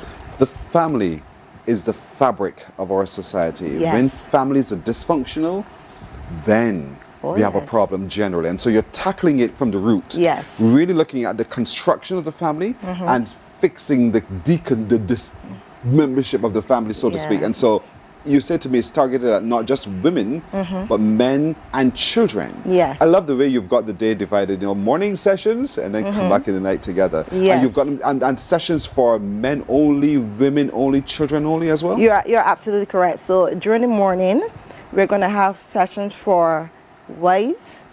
We're also including widows because we believe they can come and pour into things into the wives as well. We have separate sessions for husbands. So husbands will be ministering to husbands.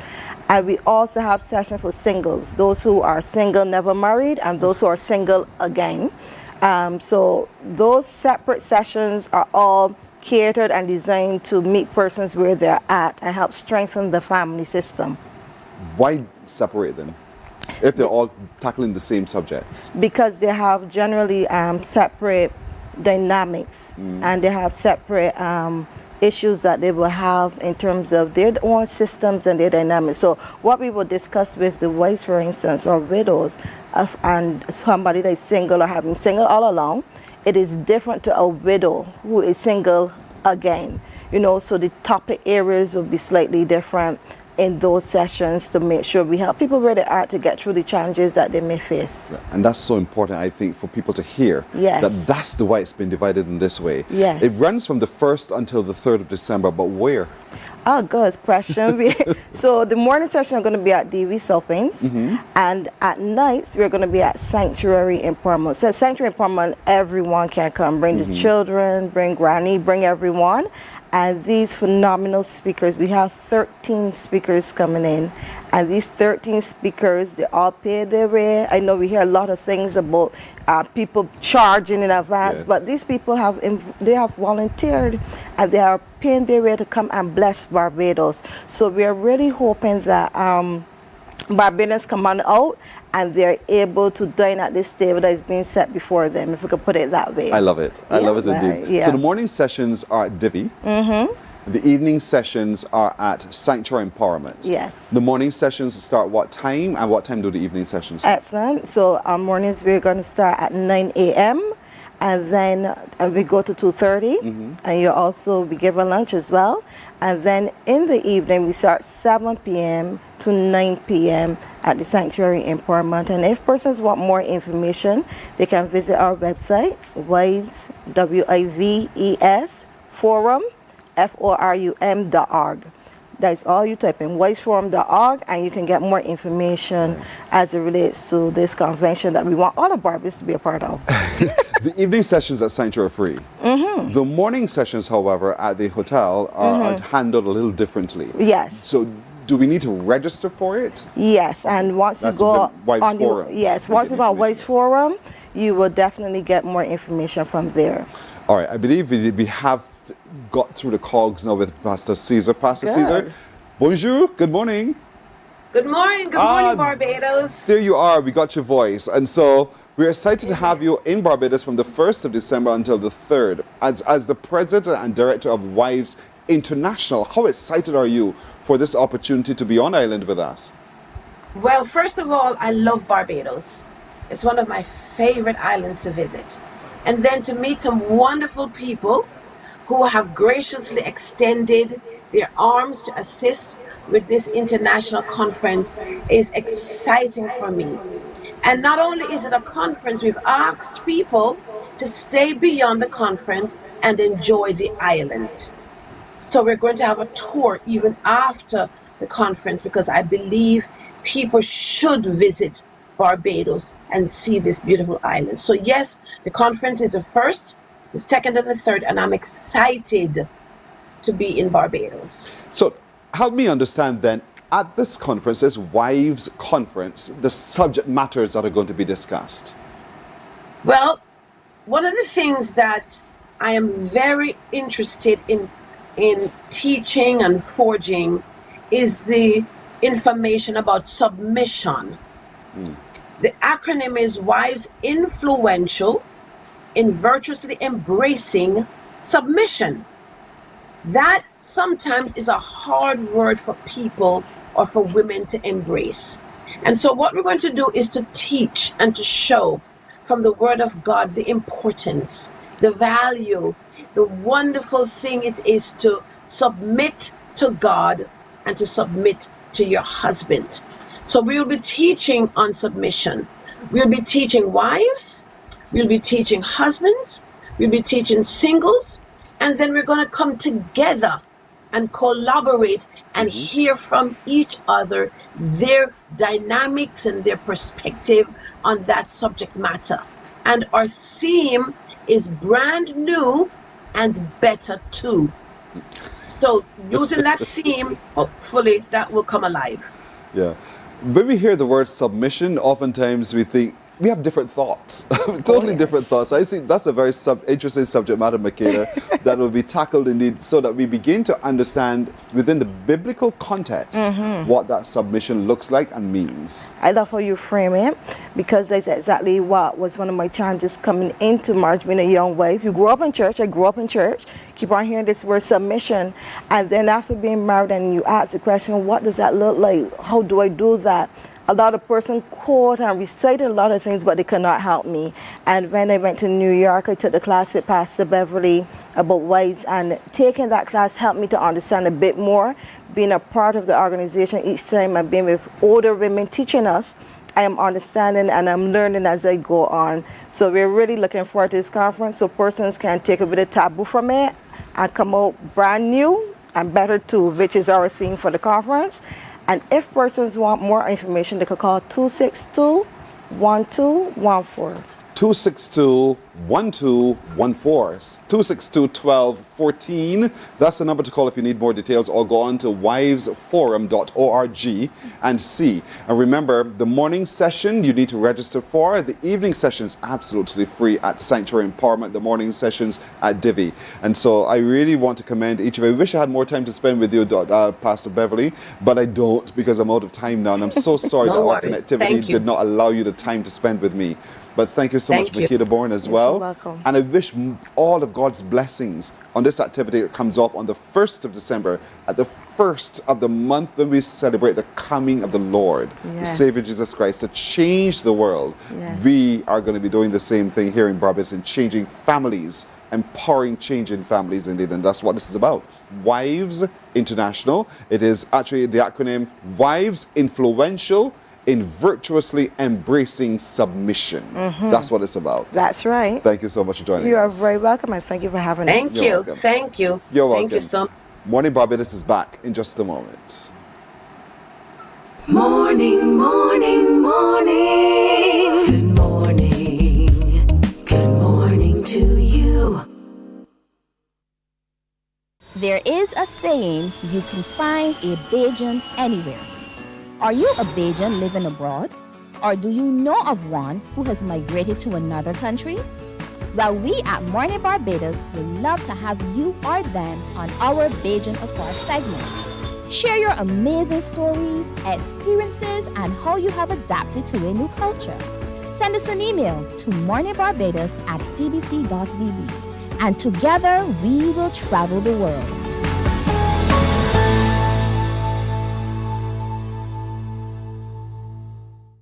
God will not give you a job. God will not call you to do something and then not give you the capacity to have it, to make it happen. He will give you the resources. He'll give you the people. Not only will He equip you with ideas, but He will equip you with favor, as He did Nehemiah. Turn on the latest episode of Infinite Possibilities, only on CBC TV8, every Sunday at 1:30 p.m., sponsored by Covenant Life Teaching Center. Welcome to Nature's Discount, the ultimate health food store. At Nature's Discount, we have thousands of quality products at great prices. Hi guys, Dottie here with Nature's Discount, and today we are talking about Solar Ray microbiome probiotics and why you should be taking them. And we have well over 3,000 amazing products to help you get healthy. For your health tips, tune in to CBC TV8 every Monday, Tuesday, and Thursday for Nature's Discount, sponsored by Get Healthy Incorporated. 98.1 The One, your number one party station. With an audience from 18 to 40, we keep you engaged, energized, and entertained. Choose 98.1 FM, The One.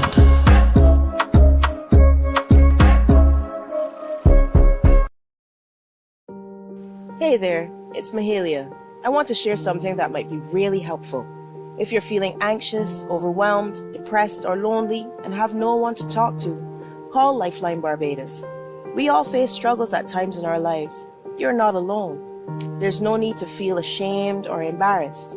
It's okay to reach out for support. Lifeline Barbados is completely confidential. No one else will know you called. They're there to offer a caring ear and guidance without judgment. And fellas, I want you to know asking for help is a true sign of strength. It takes real courage to reach out. You can also call Lifeline Barbados if you're worried about loved ones who are struggling and you need a Morning, morning. Good morning. Good morning to you. 20 now to 8 o'clock, you just got to love the spirit of St. Philip. These folks mean business, boys. St. Philip really means, so much so they've called themselves the Republic of St. Philip. And you ask yourself, how dare they? But I love the brass that they have to be able to do so. And so there's a very special activity coming up this weekend, as a matter of fact, that we want to tell you about, that you have to be a part of. So joining me to take a look at the upcoming Blades Hill and Beyond Spirit of the St. Philip Market Day is Lana Phillips, who is a Community Development Officer with the Community Development Department. Lana, good morning. Good morning, Paris. Good to have you. Next to her is Rhea Herod, who is the Youth Commissioner for the Eastern Zone. You're also with the Division of Youth Affairs, right? Yes. Welcome to you as well. Remember Michael, the Parish Ambassador? Yes, Michael Elliott, who represents the Parish Independence Committee on this occasion indeed. Michael, good to have you. Good to be here. Now that you can take a deep breath, it's all over now. Of course. Good man. And Paul Taylor is an entrepreneur. He is a part of this upcoming big day. And so this big day is when, Lana? It's on the 29th of November, the day before Independence. That's this weekend? Yes. That sounds like a Saturday? Yes, it's Saturday. It's Saturday. Yes. It's Saturday. This big day is Saturday in Blades. So why are you doing this? We're trying to bring community cohesion and engagement, and also to explore community economics, right? Giving the persons in the community a chance to, expose what they have, the vendors to get a chance to, to benefit from all of that exposure Definitely. too. And so it's coming together of the entrepreneurial spirit of St. Philip, and that's what it's about.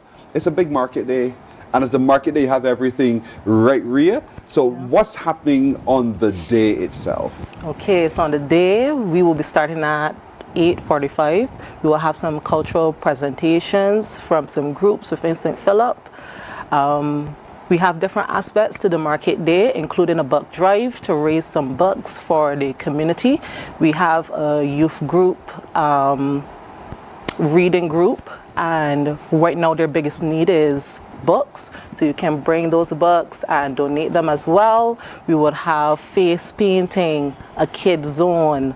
In addition to that, we will also have live experiments with the culture of education, bring it in, bring the two together. And yeah, it's going to be a great day. We're going to have vendors from all across St. Philip there. It's going to be spectacular. But where Blades Hill, there's several Blades Hills. There's Blades Hill number 1, number 2, number 3. Where in Blades Hill? So it will be at St. Mark's Community Center. I thought so. I know where it is. Yes. So that's like between Blades Hill and Tree Houses. And if you don't know, call Marcel. Marcel will tell you exactly how to get there indeed. It's the spirit of St. Philip Market Day, folks. It's Blades Hill and beyond. And so in Blades Hill by the St. Mark's Resource Center is where we shall all gather on Saturday from early o'clock. We go to the market quite early, from 8:45. The activities really get kicked off in earnest. It's an activity for everybody. And so, Michael, from the Parish Independence Committee's position now, this is a no-brainer for you guys to associate, right? Yes, please. Well, for us, our community project, parish project this year was 4 pillars actually, and one of them being community. So when this opportunity came up, it was like, no problem, we are all for it, because we are all about fostering community, and the Parish Independence Committee, we're all about celebrating independence, bringing out that community spirit and making sure that everyone in the parish of St. Philip come together and rally around one another. And that's how the community strives. Correct. Rallying around each other. Yes, and please. making good for each other as well. Yes, please. And so we're excited about what's happening, I think, on Saturday, folks. I keep saying it for you again, on Saturday. It's going to go until the evening, so till the sun has set is where you'll be at the St. Mark's Resource Center, and it's absolutely free. It's a celebration of community, culture, and Bajan pride, the day before independence. So I hope cookies are on sale. Paul, good morning. You have chosen to say, yes, I'll come out on this day. What is it you're having on the day? So I'm Paul from Tailor Made Sea Grape Products, and we are selling sea grape jelly, sea grape pepper jelly, and sea grape syrup. So I'm sure we're all familiar eating sea grapes. We all love sea grapes. Yeah, so are you bringing sea grapes alone? Nope. Those are I used to sell them in school, actually. Yes. And then my wife had the brilliant idea that we should make a jam with it. We have a giant tree in our yard, and so we want to make use of it. Yes. And that's how we got started. But yeah, sea grape jelly, sea grape pepper jelly, and sea grape syrup. And they're really good. Now that I've never tasted. You should try it. I really should. And should come to the market day on Saturday to really see it for myself. So the process, just out of curiosity, because I see the skin, the flesh is so close to the bone, not the bone, but you know what I mean, exactly, to the seed. With great effort. Clearly. Yes. So it even starts. It takes some doing just to pick them, because if you know the sea grapes will ripen one on a bunch instead of a whole bunch at a time. So you got to climb all around the tree. Yeah. Anyhow, the process, you got to juice them, and you got to boil them first to get the flavor in, and use that to then go on in the process to make the jams. Yes. Boy. So folks, now you know there is someone in Barbados who. Under what brand do you go? Sorry. The brand, is it branded? Oh yes, it's tailor-made sea grape jelly, and because our family name is Taylor, right. And so you can find us on Instagram by that same. Tailor-made, I love it. And so this happens on Saturday at Blaze Hill at the St. Mark's Resource Centre. And so when we come Ria, of course you want to encourage people to find adequate spaces to park and not crowd the whole area, right? Yes. And so we want to bring the children because there are opportunities for the children and the adult as well. So talk me through some more, paint me that picture. All right, when you come up Tree Houses Hill, you will see the community center on your left. There should be additional parking, not in at the community center, but just the left of, and the church. As you drive up, you will also have parking by the church. The Nazarene Church. I know the area, go ahead. Yes. So you can use that for parking. Yes, you can come on in. We will have vendors aligned on the pasture. The kids zone will be in the corner to the top of the hill. We will also have a youth development program there to share some of the programs that we have as well.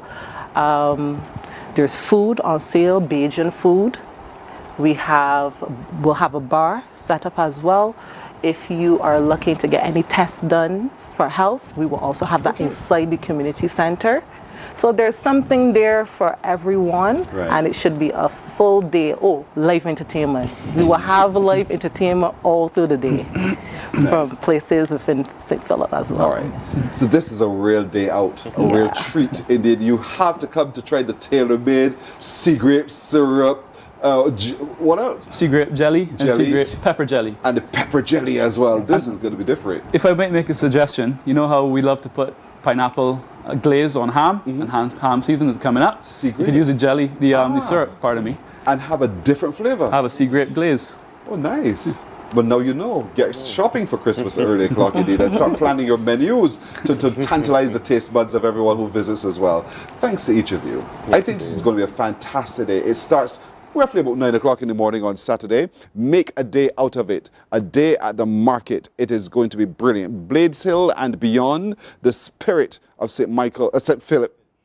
I'm just teasing you. I'm just teasing you, Michael. Because I was thinking you, I saw you, I shot. Michael jumped out of my head. The spirit of St. Philip Market Day indeed has happened on Saturday from 9 in the morning till 6 in the evening with live entertainment all throughout. Lots of food, eats and drinks. There are also going to be cultural expressions, local cuisine and tailor-made. Boy, you got to come try it, and a whole lot of more as well. Well done to you. Thank you so very much for joining us. Each of you, wish you well on Saturday, okay? You're welcome. We're back in a moment. Morning, morning, morning. Good morning. Good morning to you. Books open your heart, your mind, and your soul. They are educational, entertaining, inspiring, and motivating. Are you an author of a recent book you want to share? Then Mornin Barbados would love to feature your book in our The Next Chapter segment. Send us an email to morninbarbados@cbc.bb. That's morning without the G. Come and let us turn those pages together.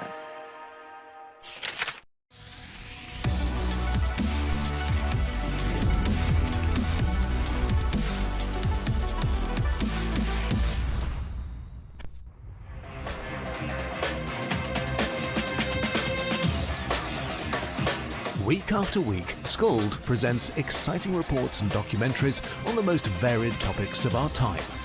Spectacular developments and innovations, lifestyle and trends of tomorrow, mobility and tourism, health news, highlights from art and culture. Each contribution grabs the viewer with extraordinary images and stories and takes him into fascinating worlds which he experiences here exclusively and up close. We're there when companies and specialists develop super satellites for a global network in space and can look behind the scenes. Scold is a window to everything that is there or is yet to come. Fly with us through time to better understand today and tomorrow. You've always wanted that. Scold, a look into the future. Our world today is not the world God wants it to be. One of the reasons which will surprise many is that our planet, its governments, and its peoples are all living under the weight of Satan's rule. From the beginning of mankind's existence to today, human history is the written record of what it means to live under the rule of the devil. Yet that rule is coming to an end, and what a difference that will make. Every Sunday at 9 a.m. on CBC TV 8, tune in for Tomorrow's World, sponsored by the Living Church of God. Some ask, what makes Barbados so special? We at Mornin Barbados say it's you, our exceptional youth. You are talented, resilient, and inspirational. You are the epitome of the Barbadian spirit, testing the boundaries of your creativity. If you are an entrepreneur, artist, baker, designer, author, or have done anything you think should be highlighted, email us at morninbarbados@cbc.bb. Morning, morning, morning. Good morning. Good morning to you. We're 8 minutes to go to 8 o'clock now. And if you do recall from your Bible history, when sin entered the world, we went dark. It went dark. But God had a promise. And He sent His Son, Jesus, to lighten the world, to show us the way back to Him, because sin had caused darkness. And so the Church of Jesus Christ of Latter-day Saints, they're embarked on a campaign starting the 1st of December to illuminate our lived experience as well. And so I don't want to tell it for them, they can tell it themselves. And so I'm happy to be joined this morning by the District President of the Church of Jesus Christ of Latter-day Saints on Barbados, Owen Waldron, and with him is the Communications Director, Sally Ann Wiggins. To each of you, good morning. Good morning. Thanks for having us. Talk to me a little bit about this light that we're talking about that starts December 1st, Owen. Right. The Light of the World is a campaign that is designed to reach out to our brothers and sisters in Barbados to focus. Yes, we are going to want to do shopping and all that good thing, but we want people to focus more on showing that appreciation for Jesus Christ. And to do that, we have to reach out to our brothers and sisters. So Light of the World, we have a card that we're going to pass out, and you're going to pass it on. On this card, we have instructions for each person to do something for somebody. So that's how you do service, and that's how we are going to do it.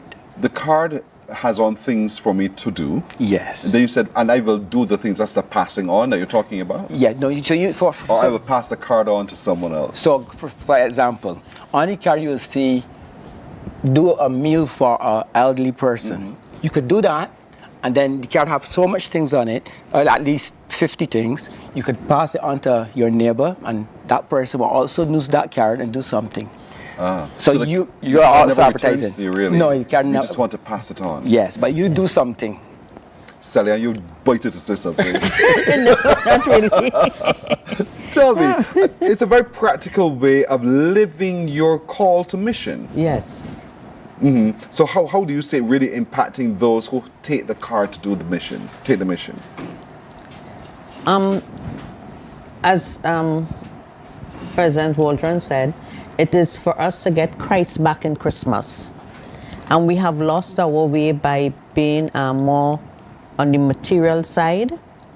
And we even put Xmas instead of we X them out. Yes. Right. So it is for you to know that your neighbor could be suffering too. Your neighbor just needs sometimes, like one of the things says, just hold somebody's hand. Give them a hug. It's just simple things. It's not that you have to go and clean the house and whatever, but you could go help, yes. Mm-hmm. But it is the community spirit that we have lost that we are looking to get back. So this is how we intend to do it. It's experiencing that light, experiencing what Jesus Christ will have us do.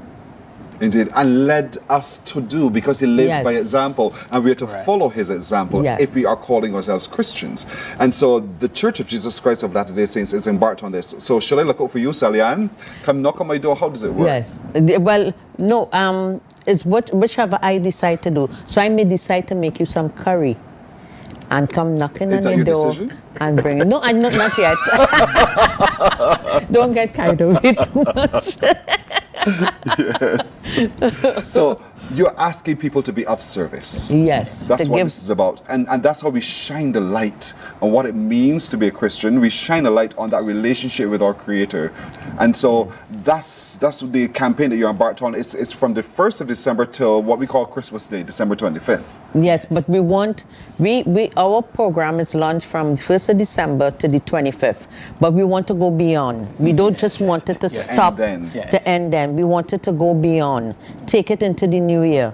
You know, you make New Year's resolution and things like that. Let that be part of it, that I will try to be the best light that I can be to somebody else. Because when you think about even with mental illness, it's because somebody just wants somebody to talk to. Yep. Somebody just wants a hug, hold a hand, say good morning, things like that. Because as I said before, it's just simple things. It's simple things. It's not no big thing that you can't do. Yeah. Simple little things. So if Everyday you take things. everyday things that we take for granted. That we do take for granted. Yes. But there's some other things that are happening within the churches of the Jesus Christ of Latter-day Saints. Is that during the campaign that you'll be doing? So we're going to be doing a carol service on the 13th at Sky Mall. We're going to be also doing things like, we have a day for service. So we're going to look for people in the community, like an elderly home or something, and go and clean it up and stuff like that. So we're going to set the example, we're going to reach out. And one of the things that we're going to do, and we're going to ask all our members to do, is to be the example. So you go out there, you go to a bus stop, and you sit down, and you talk to somebody, you testify to somebody, you do something every day of December. And you don't have to wear your white shirt with your black tag. No. Exactly. As you are. As minister. you are, yes, you come as you are. We believe that once you are really a follower of Christ, you always find the opportunity to serve. And that is very important. The point is that, you know, people think that sometimes I like to use the bus stop. You know, sometimes you see somebody at the bus stop that didn't speak, and you figure that you was there first and they had to speak to you. That is not true.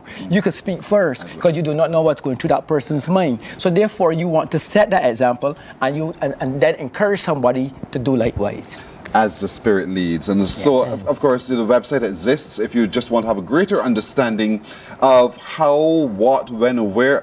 Attend any of the spaces, and there are 3 on island. Yes. What are the locations? Eistons, Black Rock, and Christchurch. One in Rendezvous, one in Black Rock by the cross from the Catholic Church, and one in Eistons above the Christchurch Parish Church. Right. Yes. Right. And show up and get to know a whole lot more. Or go online to churchofjesuschrist.org and read up for yourself and see how you could play an active part in this. This is happening across the island, Barbados, and also the Caribbean. Region. And the Caribbean. Yes. It is significant indeed. So let's join the movement to help someone, to shine the light on humanity and the need, and not just see what you see, but do something about what you see. And something as simple as simply saying, good morning, how do you do today? And to give someone a cup of something, to share, to reach out, to hold a hand, to help, to say you are beautiful. These are different lights that we can shine, and simply as that, we make a difference to someone today. So to both of you, I say thank you. And one thing, our theme this year for 2025 is experience that light. Oh, I shall. I can't wait to experience that with my career. Thank you so very much indeed. Owen Waldron, who is the district president of the Church of Jesus Christ of Latter-day Saints, and the communications director, Sally Ann Wiggins, reminding us that we are now called upon to shine the light. Let's make a difference to someone today. To both of you, thanks again. All right. And you're very welcome. And that's it for today, everybody. My little crew joins me in wishing all of you a great today. Be it the will of the Lord. We will see you tomorrow. Take care. Bye-bye. Wake up, wake up, wake up, wake up. Barbados, get up. Good morning.